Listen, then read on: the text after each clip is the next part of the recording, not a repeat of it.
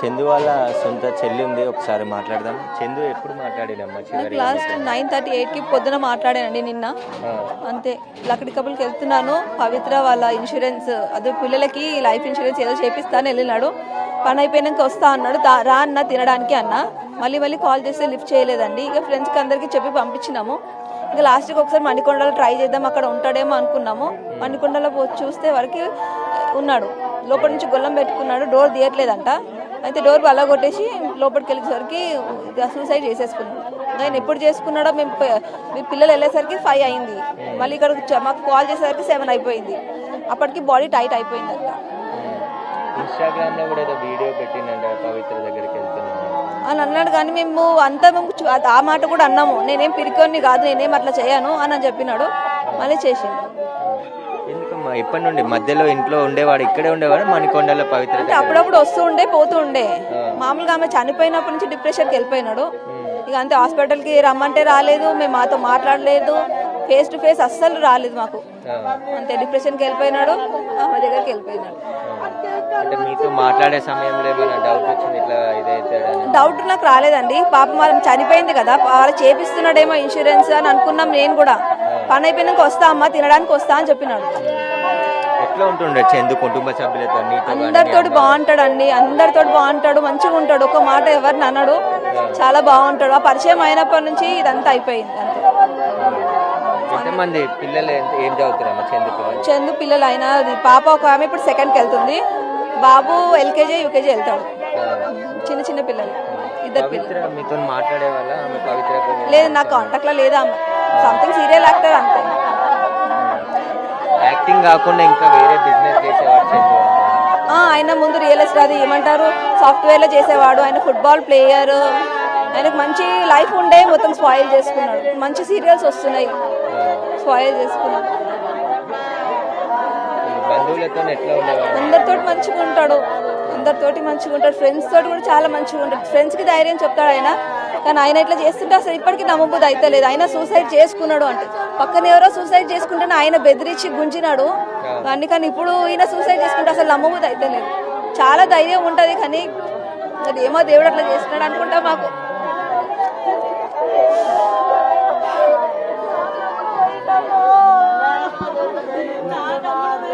Serial నటుడు చందు ఆత్మహత్య చేసుకున్న ఘటనతో వాళ్ళ ఇంటి వద్ద విషాద ఛాయలు నెలకొన్నాయి. ప్రస్తుతం వాళ్ళ భార్య శిల్ప ఉన్నారు, ఒకసారి మాట్లాడదాం. అసలు ఎప్పుడు మాట్లాడి చివరగా మీతో ఎప్పుడు మాట్లాడారు?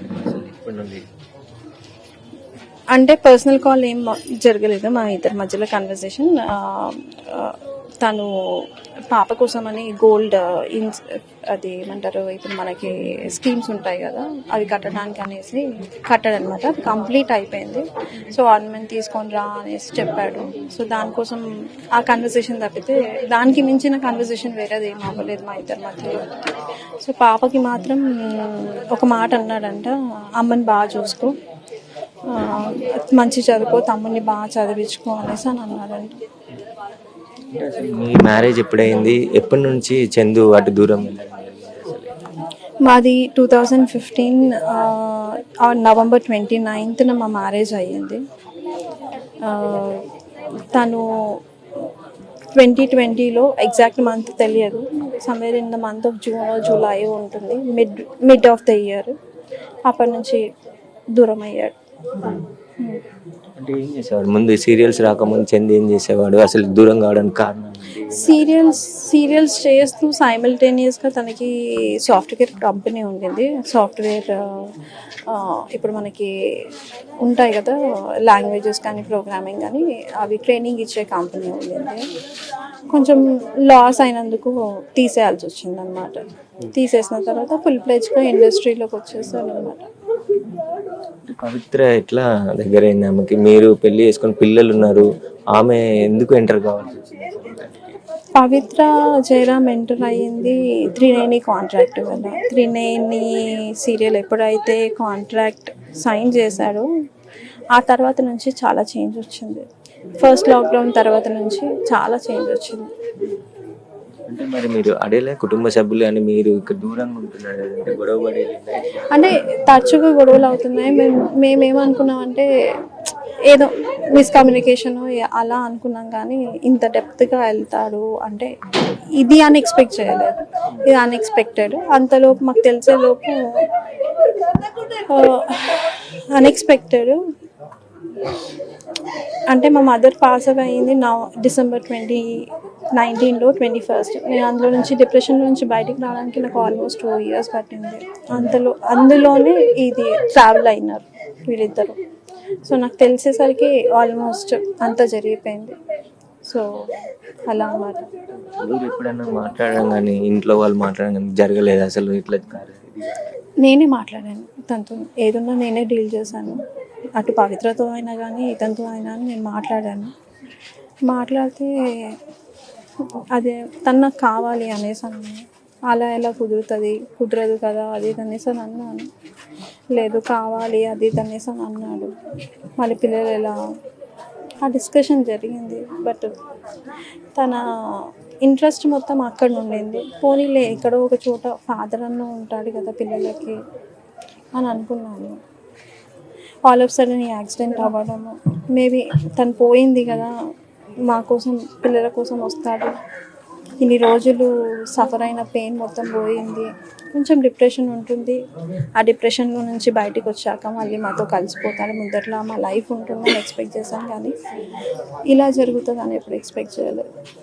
అంటే కొంతమందితో వాట్సాప్ చాటింగ్ చేసిండు, మాట్లాడడం, కొంత వేరే వాళ్ళ ఫ్రెండ్స్తో ఇట్లా వాట్సాప్ చాటింగ్ చేసి ఇట్లా చనిపోతాం. మీ కుటుంబ సభ్యులకి ఏమైనా అట్లా ఫోన్ చేయడం కానీ అట్లా చేశారా? లేదు, యాక్చువల్గా నేను ఇన్స్టాగ్రామ్లో చూశాను. అంటే పవి 2 days వెయిట్ చేయి నేను వచ్చేస్తున్నాను నీకోసం అని, అంతే తప్పితే లేదు. సో అది చూసిన తర్వాత ఫ్యామిలీ మెంబర్స్తో కూర్చోబెట్టి మాట్లాడిపిస్తే నేను అంత పిరికోండి కాదు, నేను ఆ పిల్లల కోసం బతుకుతా అనేసి అని అన్నాడు. అంతే. మీకు ఎప్పుడు చెప్పారు ఇట్లా చనిపోయింది అని చెప్పేసి? మీకు ఎట్లా అంటే మేము యాక్చువల్గా ట్రై చేస్తున్నాం, నిన్న మార్నింగ్ నుంచి ట్రై చేస్తున్నాం అనమాట. మేమే పంపించాము బాబుని, అంటే ఫ్రెండ్ వాళ్ళ బ్రదర్ని పంపించాము. అక్కడ వెళ్ళి చూసేసరికి హ్యాంగ్ చేసుకొని ఉన్నారంట. అంటే ఎక్స్పెక్ట్ చేయలేదు, ఎందుకంటే రాగానే పవిత్ర జయరాం ఫ్యూనరల్ అవ్వగానే ఇమీడియట్గా తన లగేజ్ మొత్తం తీసుకొచ్చేసారన్నమాట. సో లగేజ్ తీసుకొచ్చినాక తను వెళ్తాడు అన్నది ఎక్స్పెక్ట్ చేయలేం కదా. బట్ ఈ సాఫ్ట్వేర్ కంపెనీకి సంబంధించిన దాంట్లో ఏమైనా పవిత్ర వివాదం జరిగిందా, గొడవలు జరిగిందా మధ్యలో? లేదు, అలాంటివి ఏం లేదు, నాకు తెలిసి అయితే లేదు. ఈ సాఫ్ట్వేర్ కంపెనీ అన్నది బ్యాక్ 2015 ఆ టైం. సో రీసెంట్ కాదు. ఎంతమంది పిల్లలు మీకు? ఇద్దరు పిల్లలను చూపించాను.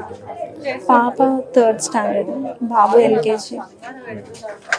పాప 8 years, బాబు 4 years. అంటే ఈ మధ్య దీనికి సంబంధించి ఇన్సిడెంట్ అయిన తర్వాత పిల్లల కోసం కానీ ఇక్కడ ఉన్న వాళ్ళ తల్లిదండ్రుల కోసం రావడం జరిగింది. అసలు మాట్లాడే ప్రయత్నం చేశాము. యాక్చువల్గా మదర్ చాలా ట్రై చేసింది, వదిలిపెట్టేసే వచ్చేసి నాన్న పిల్లల కోసం అన్న, పిల్లల మొహం చూడు అది అనేసి అని అంటే ఆ మాట అన్నందుకు మదర్తో కూడా మాట్లాడట్లేదు. ఇక్కడికే అంత్యక్రియలు చేస్తారమ్మా?